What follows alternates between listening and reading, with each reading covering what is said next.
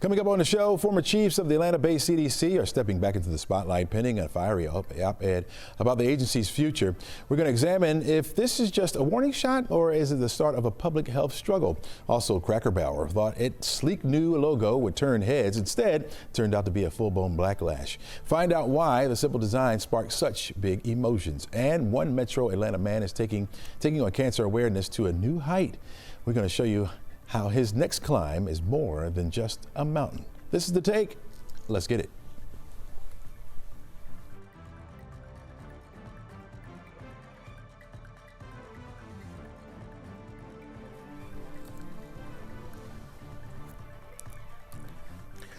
Hello and welcome. I'm Jesse McNeil, and this is The Take, where we go above and beyond the headlines and we look at the how and why stories are impacting you and your community. We invite the experts in to give their take as well on today's top stories. So let's start you off with this.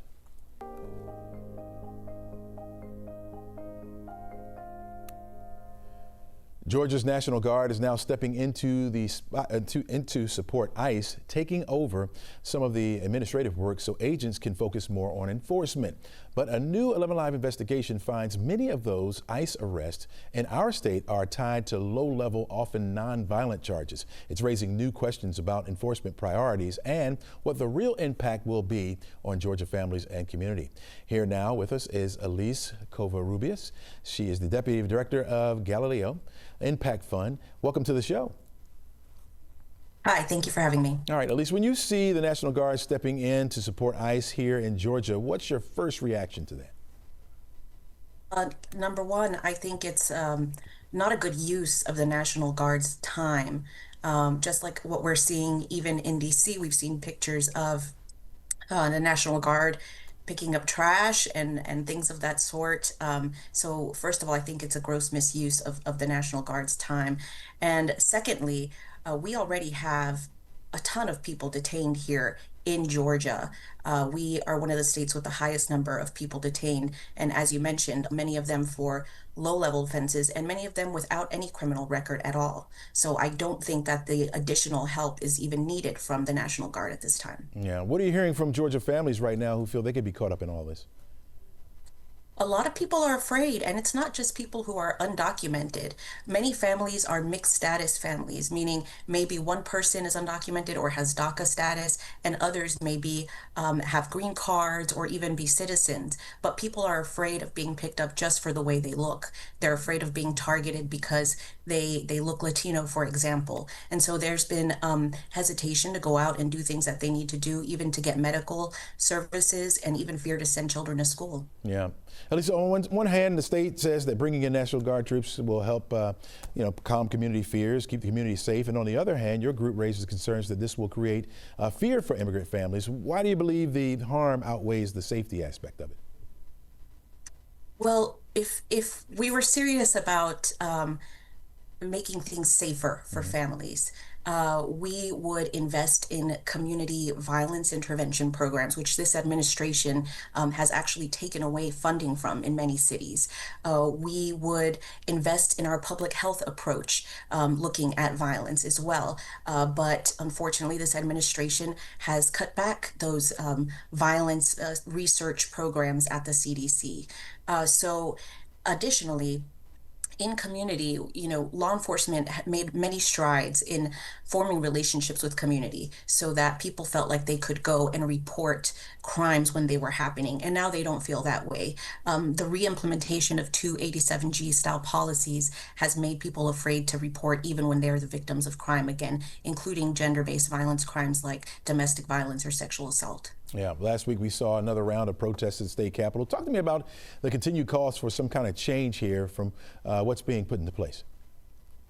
People don't want to see their neighbors being arrested and treated like criminals. People that have been here for 10, 20 years, been part of their communities, have worked hard to bring their families up. They don't want to see that.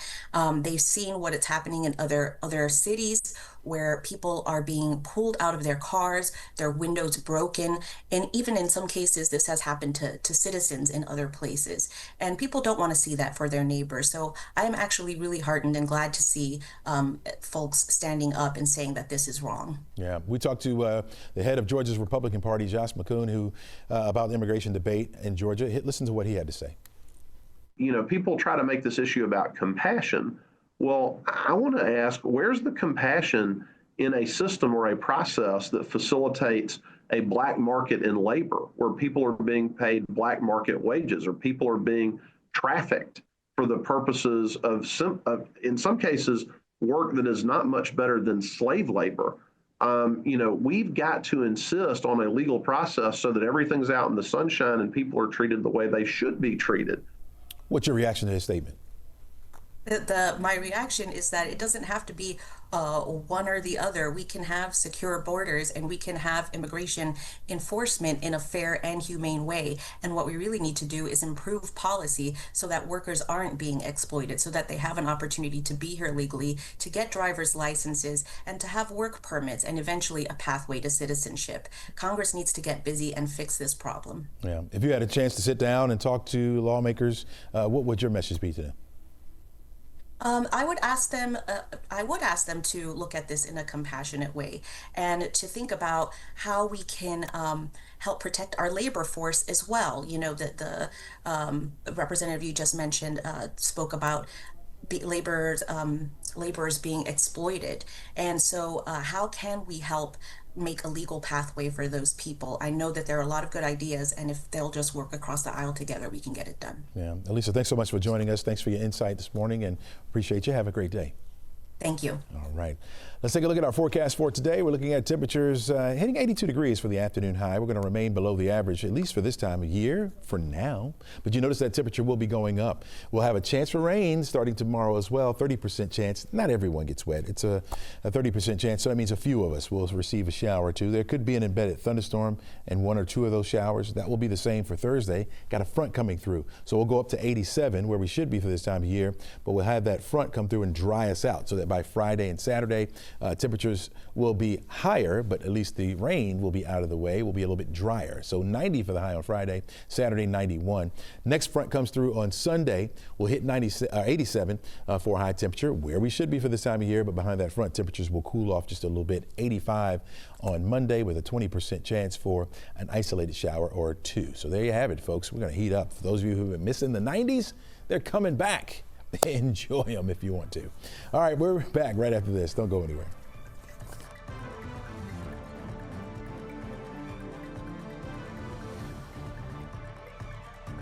All right, Congress is back to work today after an August recess as President Trump's policies are under heavy scrutiny. The latest being an upheaval at the Atlanta-based CDC and vaccine recommendations. Joining us now is Washington correspondent Alice Barr.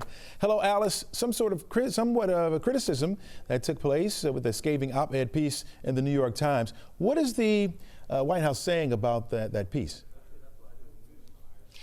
Yeah, good morning, Chesley. Both the Department of Health and Human Services, which Secretary Robert F. Kennedy Jr. heads, and the CDC did not return NBC's request for comment on this scathing op-ed, but it is certainly stoking a lot of questions and criticism from Democrats on Capitol Hill. And just to give a little background of what we're talking about here, this was 9 former heads of the CDC who all penned this op-ed in the New York Times, basically slamming Secretary Kennedy, saying that he is endangering every American's health, and then highly critical as well of the firing of the CDC director, Dr. Susan Menarez, which came about last week and then prompted the resignations of 4 other top CDC leaders.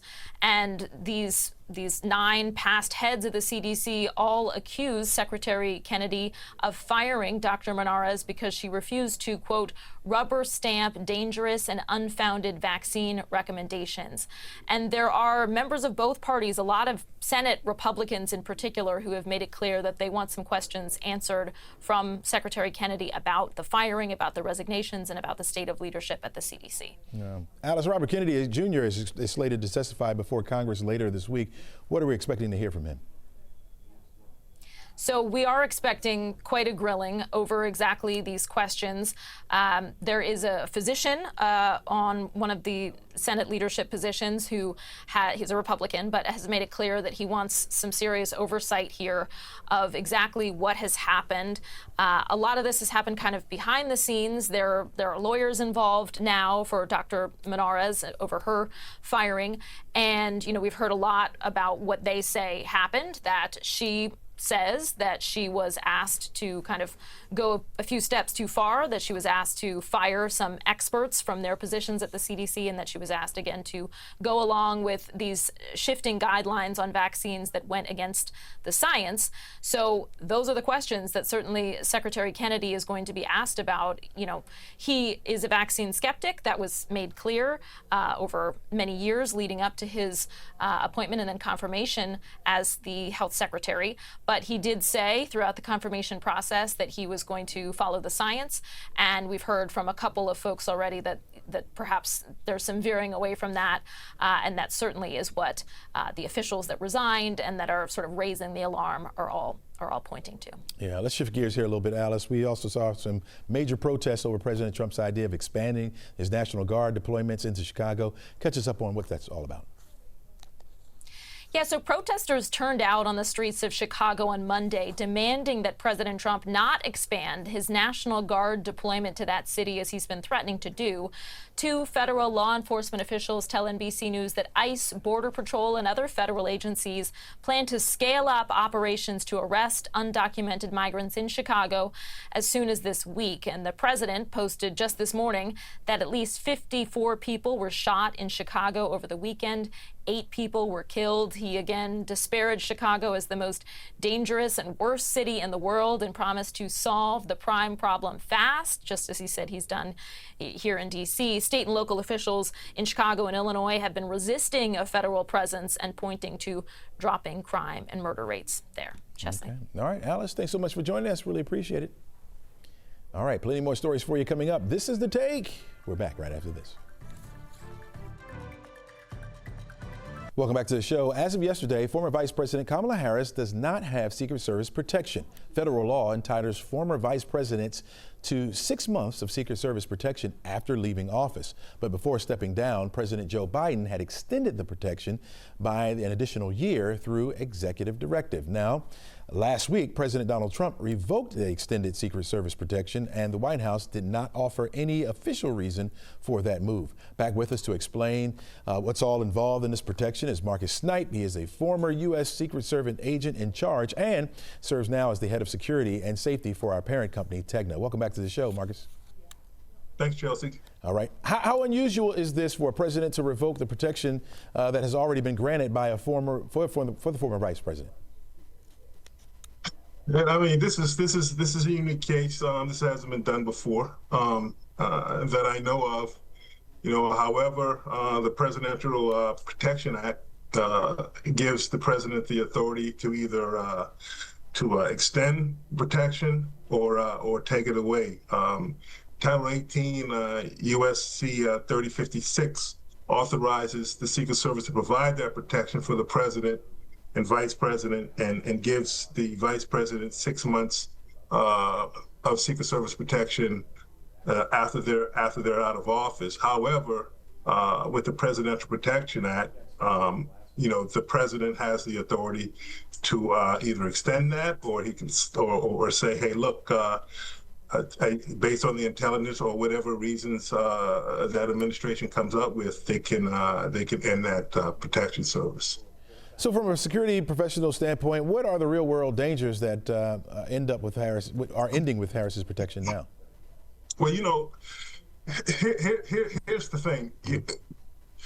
The protection and the way the Secret Service does protection and the assets that the Secret Service puts towards a particular, what we call protectee, is based on intelligence, and it's based on what's out there and what's being heard.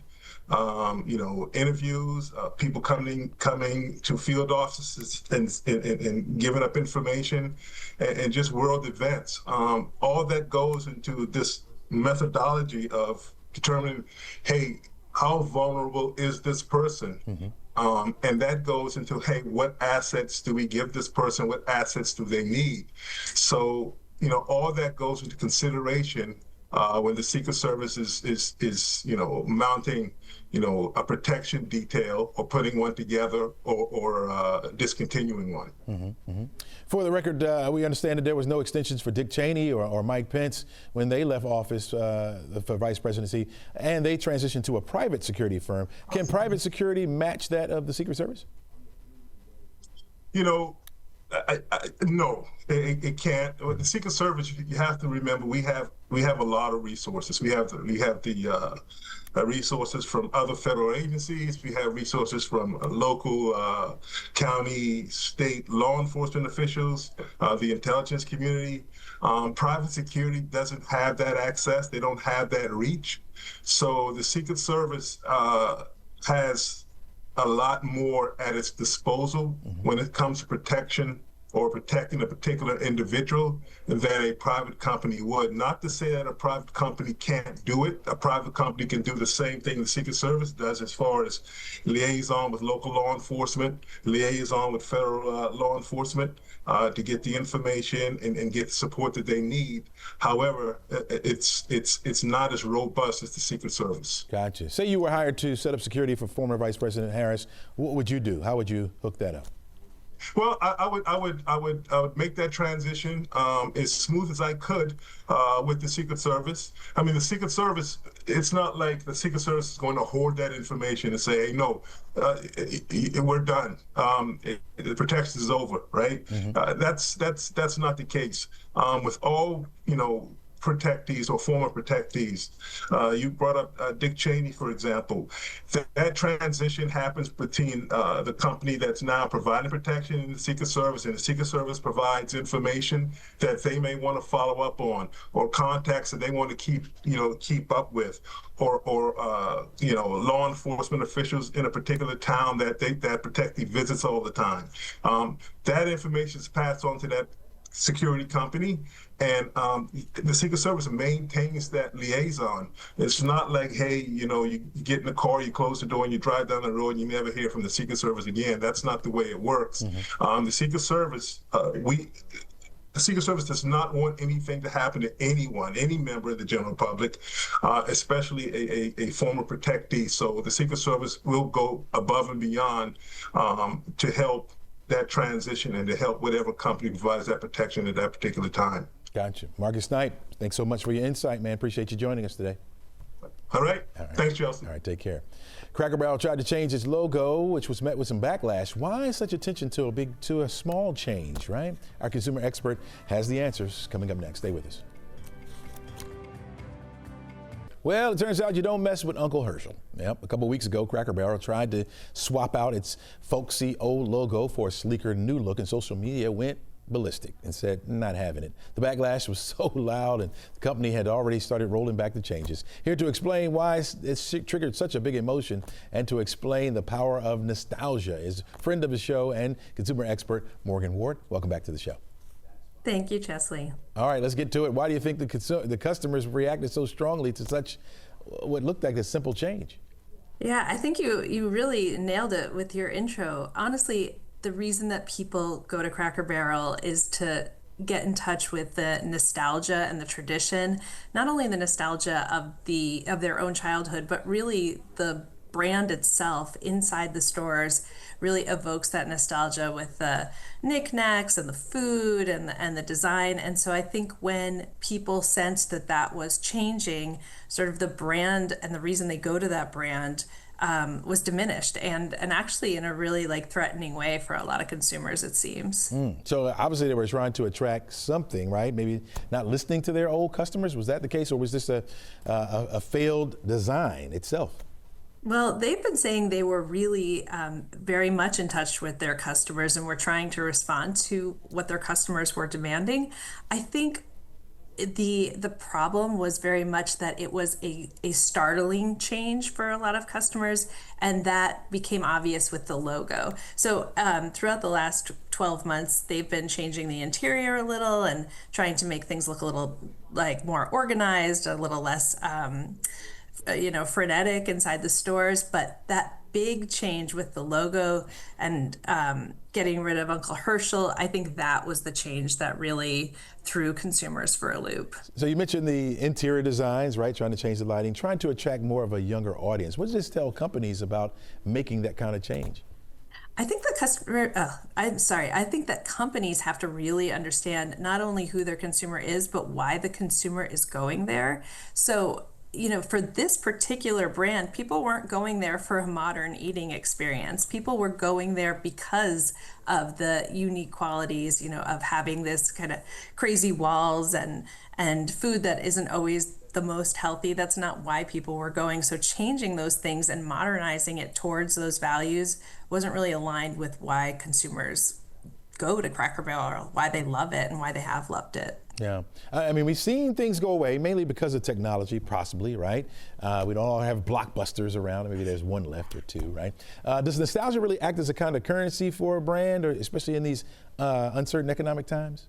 Yes, nostalgia is so important. And actually, the research says that the youngest consumers are actually the most nostalgic consumers, probably because they've been living in a world that is constantly in transition and a little bit hard to predict. So when you are a brand that has this nostalgia associated with it, you are so at risk for alienating your consumers when you make even the smallest change, because people are relying on that consistency. So now how will companies have to rethink about rolling out rebranding, or do you not do it? I don't think you can not do it, right? You can't not change at all. And in fact, they have been making small changes, which had been going really well for their stores, because their stores had been struggling actually before this last year. But I think that you have to really figure out which parts of the change and how slowly you can introduce the change. Some brands have done this really well. Walmart, for instance, did this really well over the course of several years. It has to be small, and it has to be changes that people are going to value. For instance, maybe adding some few additions to the menu that were a little bit healthier, but not changing something as fundamental as their main character, Uncle Herschel, for instance. Yeah. In the long run, you think this controversy will strengthen Cracker Barrel, or will expose them to the gap of brand strategy? Well, I mean, I have heard that this is bringing a lot of attention back to their brand. And if you remember, in the world of New Coke, actually it really strengthened the brand attachment when people tried something else or were exposed to something else and then went back to the original, and they really valued the original brand even more than if they had never had that change and that threat. Yeah. Morgan Ward, thanks so much for joining us. Really appreciate you. Thank you for having me. All right, take care. When we come back, we're going to talk about a unique cause that Clayton State is fighting for. You're going to find out what that's all about as well. Don't go anywhere, folks. We're back right after this. Welcome back to the show. Travel is finally starting to wind down from the Labor Day holiday, and Georgia State Patrol says its troopers stayed busy on the roads over the weekend. The latest numbers put out from GSP were put out on Monday night. They show more than 200 crashes since Friday evening. The agency also reports 124 people hurt, and at least 11 people on Georgia's roads over the weekend were killed. Troopers also initiated 371 investigations for driving under the influence. Here with a look at the weekend on the road is Captain Crystal Zion with Georgia State Patrol. Welcome to the show. Thank you for having me. All right. How do these figures compare to what you projected before going into the weekend? They're right on par with what, unfortunately, we expect during a holiday. I mean, we would love to see no fatalities, no injuries, no crashes.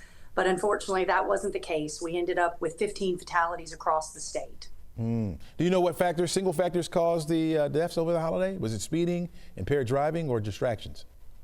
Just on preliminary right now, it's failure to maintain lane, failure to yield, and we had 2 pedestrian fatalities. Wow, okay. So this year, GPS deployed 49 new troopers right before the holiday weekend. How did their presence help things out a little bit on the roads? I think they made a huge difference. I mean, all in all, as a department, we stopped almost 20,000 vehicles over the weekend for various things like distracted driving, failure to wear seatbelt, and DUI. Yeah. As we said, Georgia State Patrol investigated 371 DUI cases, but also logged about 580 distracted driving incidents. What does that tell you about drivers' behaviors over the holiday period? Well, we asked them to find those sober drivers, and evidently they didn't. And actually, our final number for DUIs was 425. We wish that people would use those Ubers, use those Lyfts, find a sober driver, because DUI really is a contributing factor to crashes and fatalities. From your perspective, impaired driving, is that still one of the most stubborn challenges that you have during the holiday period? It really is. We ask people, we put out that safety messaging, asking for them to find alternatives, and we really hope that they would, and then sometimes they just don't make that decision. Now we got a little bit of a break between now and Thanksgiving. I guess it would be the next major time that you'll have a whole bunch of people on the roads. What's your top message to drivers as they get prepared for the next big holiday weekend? It's really the same one that we do every holiday period, and that is wear those seat belts. They really do make a difference. Put that cell phone down. It is so distracting, and we find so many crashes. That's a contributing factor. And also impaired driving. Please, if you make the decision to whatever it is, please find a driver. Use that Uber app or that Lyft app, whatever the case is, to find you an alternative to get where you're going, and make sure you get there safely. You would think that would be the case, right, with all these Waymos and Ubers and things like that, but people would take that as some advice. But people are brave enough to try to get on the road after having a night of celebration, huh?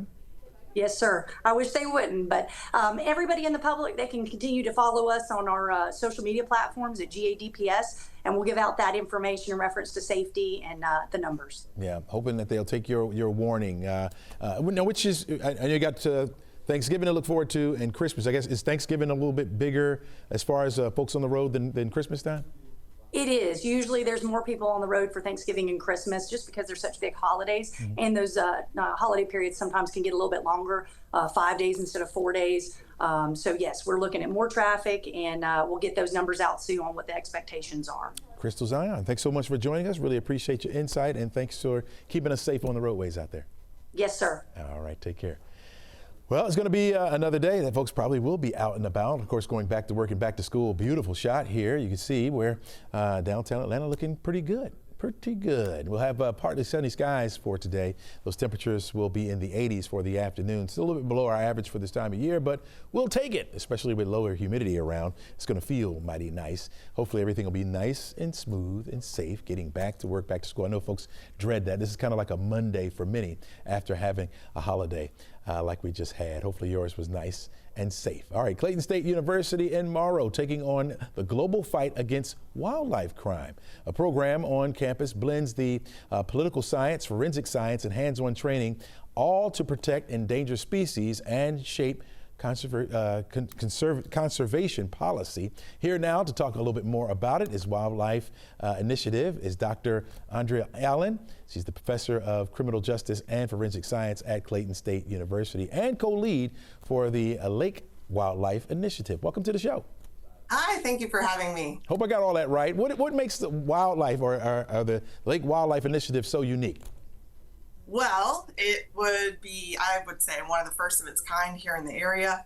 And what we're looking to do is really advance knowledge, skills, and innovation in forensics as it pertains to wildlife crime and conservation. And so through this program, we're looking to, again, advance education. That's not only with our students, but also professionals in the area and also the public about teaching about what is wildlife crime, why is it an important topic, and how we can tackle it, along with conducting research and doing service activities to help address the problem. You know, when I first read this, I saw Clayton State. Why is Clayton State taking the lead on this fight?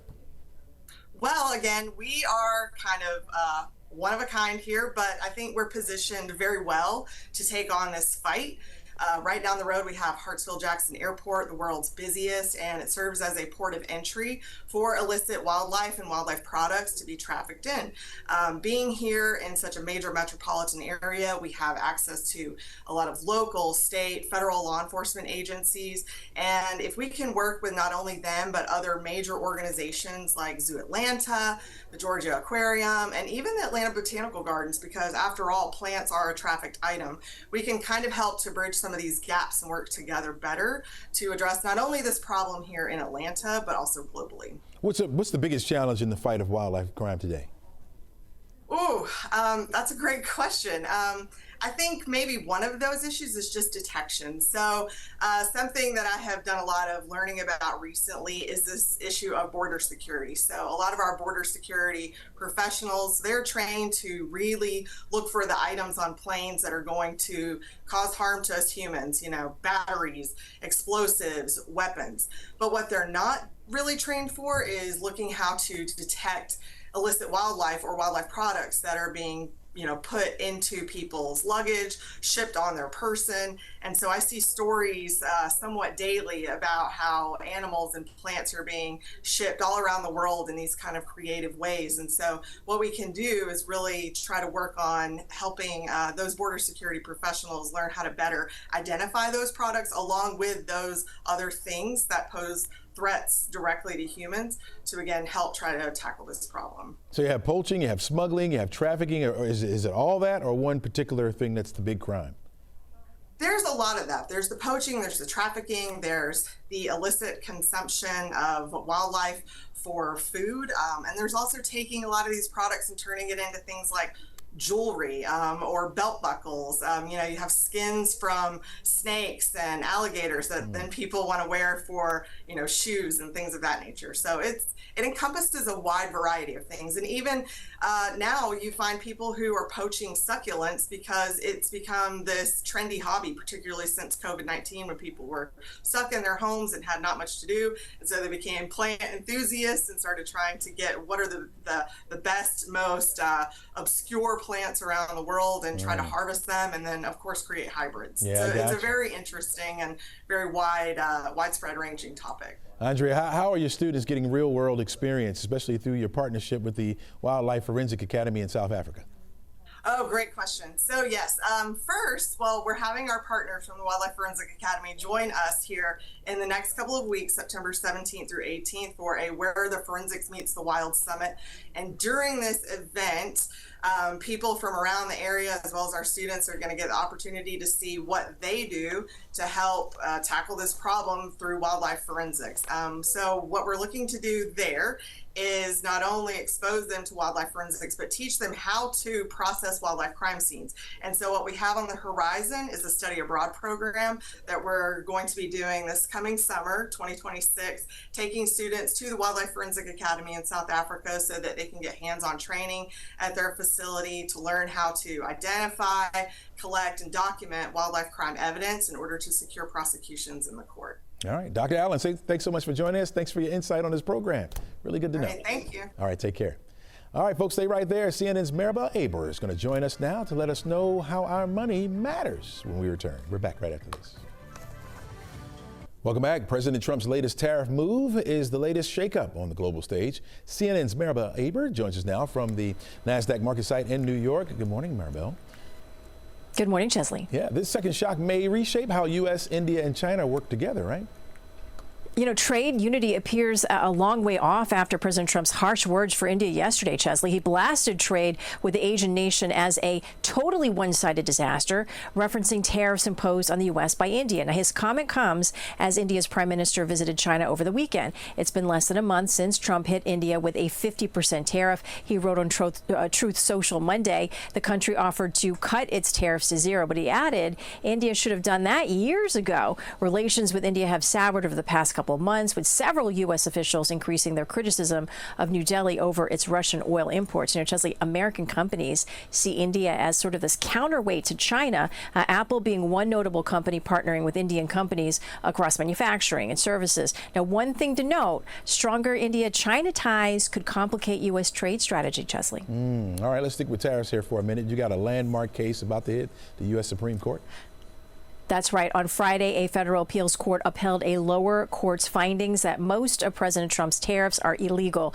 The case is on track to reach the Supreme Court, and the country's top money official says he expects justices to side with Trump. Treasury Secretary Scott Bessent made that comment Monday, adding that if the nation's highest court doesn't rule in Trump's favor, there are other authorities to keep the tariffs in place, such as, he said, the Smoot-Hawley Tariff Act, described on the U.S. Senate website as as among the, quote, most catastrophic acts in congressional history, widely considered by economists and historians as having worsened the economy during the Great Depression. Chesley, for U.S. businesses, this tariff battle as it continues to raise costs and uncertainty. Yeah, a lot of people feeling uncertain about the economy. And you're right about that. Finally, we got a wave of SNAP cuts rippling through grocery aisles. What does it mean for Americans trying to put food on the table?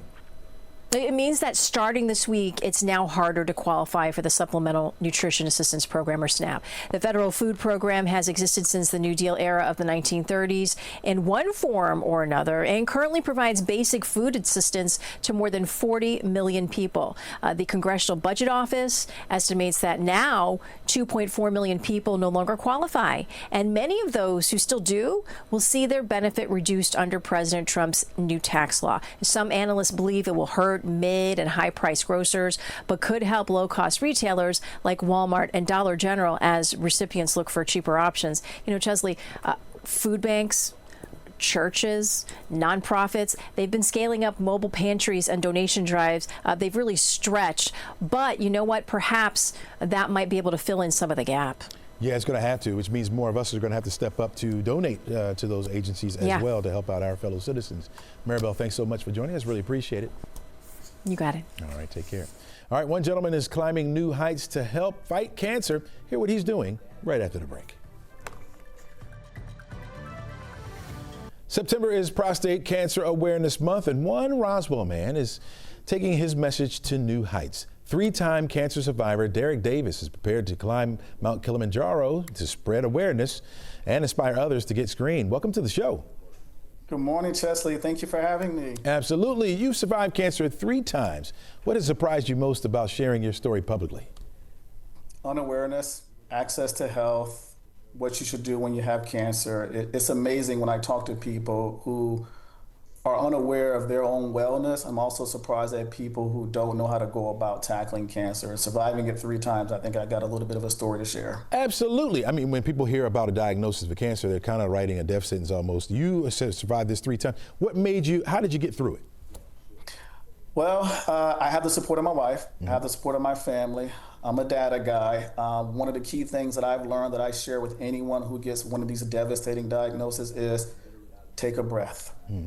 Take a breath when you get this diagnosis. You're going to go through quite a few of emotions. The second thing I tell individuals is reach out to your family. They really need to know, and you'd be surprised what type of support they can give you when you open up and be vulnerable with them. And the third thing I tell them is look for a support group. There are so many support groups out there who provide insight with shared experiences from other individuals who are going through this. You're not alone, and you'd be surprised some of the things that you can learn when you join a support group. Yeah. I mean, after the 3rd time of being diagnosed, how did these battles test your faith, resilience, and your relationships? It makes you question things, but I learned too that for me, it could be worse. I've been very fortunate to find each one of my cancers early, and through early detection, early screening, early action. I've been fortunate to beat it each time. So I recognize that I've got a message to share. I also recognize that I can go out there and support other individuals to make sure that they have just as smooth of a path when they get a diagnosis like this that I've got. Why mountain climbing? What made you go and climb a mountain behind this? Listen, Chesley, I am from Decatur. I grew up here. I'm educated here. I met my wife here. I work here. There's nothing like this around here. I've learned in the later times of my life that I started embarking on a couple things to enjoy life, experience life, from scuba diving to now taking on this major expedition. People say, hey, what are you doing for your training? You know, what mountain are you going through? There's no mountain in Georgia or anything like this, but this is a summit. This is more about an awareness and a campaign. So it could be Kilimanjaro today, it could be Everest tomorrow. This is about spreading awareness. So how am I going to do? We'll see. We'll see. Yeah, we're going to be with you. I can tell you that right now, in spirit, of course. Now, talk to me about the climb part of this. It's called the Zero Peak Challenge. Tell me more about it. So Zero Cancer is a national organization providing support for men with prostate cancer, from early detection and screening through diagnosis support, survivorship, caregivers. And, you know, there are organizations that do golf tournaments. There are organizations that may do a walk. This affecting men, the #1 cancer in this country, they got a little creative with it. So they reached out to a major sponsor, Tomar, and they put their heads together and say, what can we do differently to kind of spread this awareness about prostate cancer? And they came up with Zero Peaks Challenge. This is the inaugural mountain climbing expedition that we're going to be joining on in a few short weeks to do this. So this is why. Yeah, and do you see this as a symbolic uphill journey for men facing prostate cancer? It is. It is. A lot of men think they're alone. A lot of individuals don't understand the support. Symbolically, we're not going to get up this mountain without the support of a great team. And when I talk to individuals about cancer, I keep talking about a medical team. Make sure you've got a medical team around you and a community around you that's going to support you getting through cancer. I'm going to need the same thing getting up this mountain. So symbolically, absolutely. Did you have any kind of training before this, or is you're just going and just going to try it and see what happens? Is that what's happening here? For training for this specifically prior to this, no. Kilimanjaro is unique. It's not like a technical expedition. Individuals who are in relative good health and wellness can achieve this summit. The most difficult thing is going to be the altitude and climate sickness, that we don't know how individuals are going to be affected by that. But I've done things in the past. I mean, I've learned to deep dive, scuba diving, conservation. This is just another opportunity for me to say, cancer, you don't have anything on me. I'm going to support myself, people around me, other people are going to support me. We're going to continue to fight and move on. Yeah, true overcomer right there. What's next after your climb? I know a lot of people ask you that all the time. Do you see yourself being, advocating for more things, enduring more challenges, that kind of thing? Once you're an alumni of a cancer organization and a cancer disease, you'll continue to support and advocate for other individuals. I mean, in cancer, I've had lymphoma twice. I've had prostate cancer. Each one of them wasn't the best diagnosis initially, and I learned a couple things with that. And I share my wisdom with people so that they too can have the best outcome with any type of diagnosis. So after Kilimanjaro, the sky's the limit. Who knows? Maybe deep sea diving again. I don't know. Derek, take pictures, little video. Come on back to the show after you're finished. Let's talk more about it, man. You're a superhero. I'm looking forward to it, Chesley, and thank you for having me. And not a problem at all. Thanks for being with us. All right. Folks, don't go anywhere. We're going to have another look at the forecast plus my final take when we come back. Looking at another dry day today, similar to yesterday. We're going to have a mix of sun and clouds on the outside, and our temperatures will be in the low 80s once again. There is a small threat for an isolated shower up into the North Georgia mountains once again today, but I think for the most part, we're going to be on the dry side. Folks, get a chance to get out there and enjoy the sun. You're looking at a 30% chance for that rain coming to us tomorrow. Now, that doesn't mean area-wide or we're going to have a complete washout. Just a few of us will get a shower. There could be an embedded thunderstorm in one or two of those, and where those pop up, we could see some heavy rain and some frequent lightning. We'll do it again on Thursday, but you'll notice that temperature jumping up a little bit. 87 will be the high temperature for Thursday. Keep in mind, that's where we should be for this time of year. We've been averaging below. Really going up as we head into Friday, 90 for the high, 91 degrees on Saturday, partly sunny skies by then. Got a front that's going to come through on Sunday. That's going to knock that temperature back down just a little bit there. 87 degrees for the high on Sunday. Again, that's where we should be for this time of year, and 85 by Monday with a very low threat for some rain. All right, workplace relationships, not all that uncommon, right? But what about when it comes to a boss and someone who works under them? Now, for a long time, that was not a good look, not a good mix for a lot of companies, and they still frown upon it, like Nestle. The company just dismissed their chief executive after an investigation revealed he failed to disclose a romantic relationship with a direct subordinate. Now, some of you may say, well, you can't help but who you fall in love with, right? But yeah, you can, especially if it's going to ruin your livelihood. Plus, it's hard and it becomes messy to have a relationship with someone you work with. As soon as it appears that that person is being favored or getting something extra, well, you know what is going to hit the fan, right? It can get a bit messy, especially for companies to have someone who's the boss with a relationship under them. It becomes, a little messy. And Nestle said they're going to let him go. They said it was a necessary decision. Nestle values and governs their strong foundations for their company. Well, if you know that that's against the rules, you probably shouldn't have that relationship. I'm going to say nah. But I want to know what you say. What do you think about that? Is it old-fashioned of me to think that way, or of Nestle to think that way? Hit us up on our social media pages. Let us know what you think. That's all we got for you today, folks. Make it a great day and try to encourage someone to follow the rules if they want to stay employed.